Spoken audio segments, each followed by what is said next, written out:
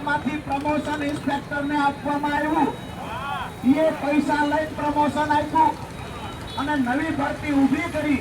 આ તો પરસોત્તમભાઈ રાઠોડ જેવા, કાળુભાઈ જેવા 5 માણસ જાગૃત હતા કે જેને અરજીઓ કરી કે આ તો 20-25 લાખ લેવા હાટુ નવી ભરતી ઊભી કરી છે, એટલે ભરતી બંધ થઈ.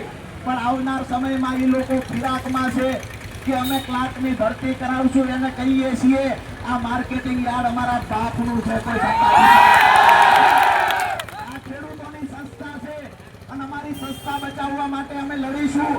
તમે આસિસ્ટન્ટ સેક્રેટરી તરીકે પ્રમોશન કોને આપ્યું છે એનો હિસાબ માંગશું.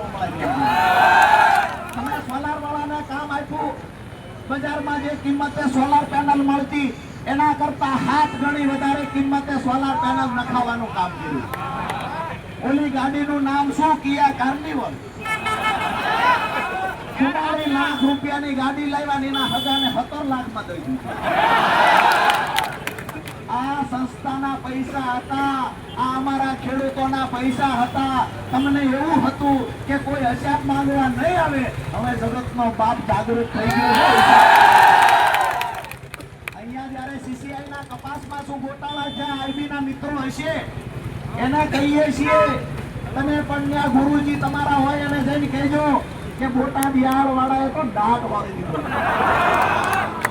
અહીંયા સીસીઆઈ માં કપાસ લેવાનો 18 લાખ મણ કપાસ લેવાનો દોસ્તો. બોગસ ખેડૂતોના નામે કપાસ સીસીઆઈ માં ખરીદી થઈ.